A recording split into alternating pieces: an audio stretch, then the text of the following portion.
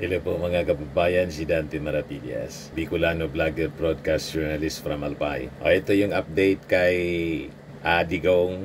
Sabi dito sa report ng ABS-CBN, Duterte to stay in ICC custody even if found unfit for trial, sabi po ng abogado. So, ang labas niyan mga kababayan, tuloy-tuloy ang pagkakulong ni Digong kahit hindi umarap sa trial. Walang trial, parang sentensyado na rin. You see, wala talaga po. Walang lusot. Yung interim release, denied. Mga kababayan kasi, ang rason, yung mga pinagsasabi ni Sara na i-jailbreak na anya natin si FPRRD. Nakita na ninyo? Lahat nagbabackfire. O ngayon, gumawa sila ng rason, ng mga alibis, unfit for trial daw. Nag-utos ngayon yung ICC na isa ilalim sa medical examination si Digong para alamin kung talagang unfit for trial. Halimbawa pa ma-found out na unfit for trial, hindi pa rin marirelease siya mga kababayan. Mananatili daw na nasa kulungan. Pwede mas mabuti pa na mag-trial na lang kasi halimbawa naniniwala sila na not guilty si Digong, mapapadali yung kanyang release. Kaya lang baka talaga alam nilang guilty. Malakas ang ebidensya laban sa dating Pangulo kasi sabi ko nga po, yung mga ebidensya nanggagaling mismo sa kanyang bibig, recorded. Inamin niya pati sa Congress. You see? At malamang sa malamang, kasama yung kanyang admission sa Congress sa gagamitin ng prosecution para siya mapin down. Inamin na niya sa amin, nag-oath pa siya. Paano hindi guilty?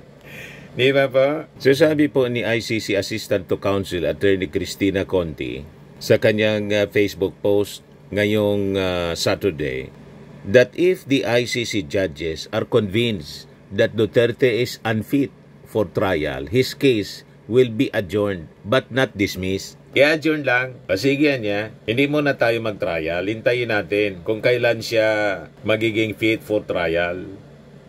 Pero just the same, yung kaso hindi man dismiss, diretso yung kanyang detention. Nakita na ninyo, mga kababayan. Yan ang sabi dito. He will remain in the custody of the ICC and the case will be reviewed every 120 days or 4 months. So pag ganyan lagi po yung strategy ng defense na unfit, ang review daw mga kababayan ng kanyang kaso every 4 months hanggang 100 years na siguro.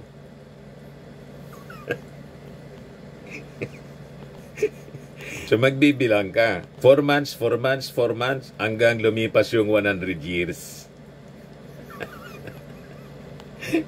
Hanggang maging fit na siya for trial after 100 years na. Paano na yan, mga DDS? Talagang mangyayari niyan, kaluluwa na si Digong, tulad ng mga na-EJK niya, hindi pa tapos ang kaso kasi unfit for trial. May gano'n na niya, Mr. Maravillas. Ayan ang sabi dyan eh. Every 4 months, re-reviewin. So sabi dito sa balita ng ABS-CBN, the pre-trial chamber of the ICC has ordered a medical examination on Duterte to determine his fitness to participate in the pre-trial proceedings, including the confirmation of charges.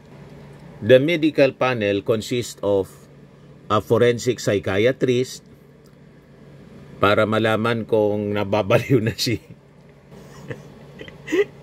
kung nababaliw na ba mga kababayan sa loob ng kulungan. Pero sabi ni Elizabeth Zimmerman, okay niya, jolly.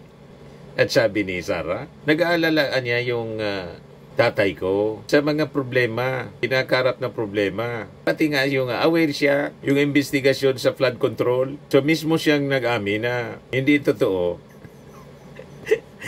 yung defense ng counsel nila na unfit for trial because of cognitive deficiencies. So yung mga sinasabi ni Sara, nagpapatunay lang na nagsisinungaling sila. Naamin niya eh. Walang problema si Digong.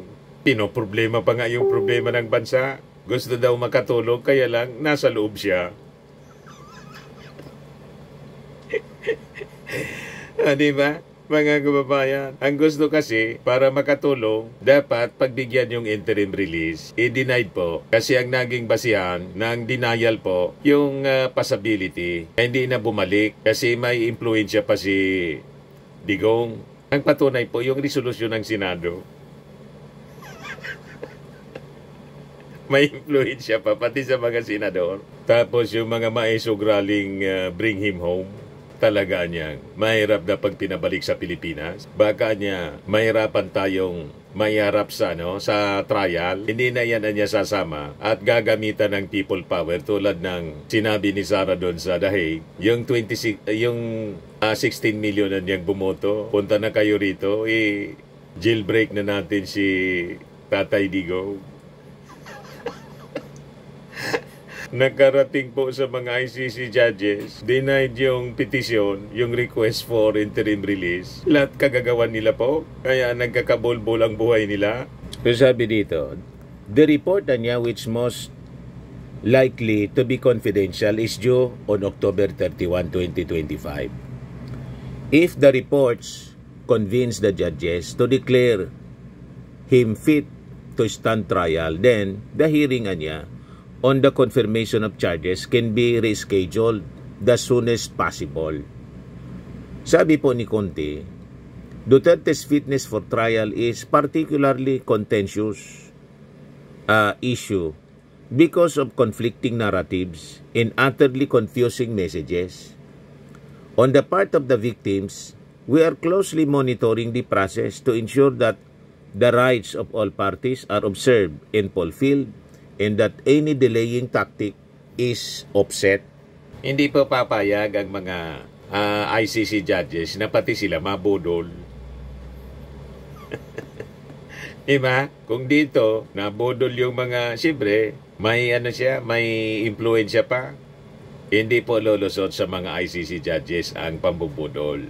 Kaya sabi dito, ng mga nag-react, thank you ICC, sabi ng My Home Decorations. Thank you ICC, Digong forever in ICC detention facility. Sabi ni Di, walang takas kahit anong drama. Sabi ni Romel Pascual, mukhang magkakatotoo sinasabi na bring him home in Jar-A. Sabi ni, hindi maintindihan yung pangalan, huwag idahilan ang edad para takasan ang batas. Sabi ni Elizabeth Fajardo, mabuti naman, huwag na siyang bumalik sa Pilipinas. Sabi ni Tintin, lahat ng akusado biglang-bigla, nagiging unfit at nagkakaroon ng matinding sakit. Dalawang bagay, baka meron na talagang existing illness, lalo lang lumala dahil sa sitwasyon or nagsakit-sakitan para makaiwas sa mga kasalanan. Mamili ka na lang kung alin sa dalawa. Only in the Philippines. Sabi ni Yoyoy, di na makakauwi. Abo na lang yan pag uwi na. Sabi ni Grace Blasado, nagagalit na naman mga fans dito. Sabi ni Glenn Castillo, kailangan talagang panagutan ni Duterte ang kasalanan niya. Isang patunay yan na may umiiral na batas. Hindi ako galit kay Digong, pero galit ako sa mga DD sheets. So yan po ang short video natin ngayon para may update tayo, may update po kayo sa mga kaganapan dito sa ating bansa. Ako po si Dante Maravillas. Bye-bye. God bless.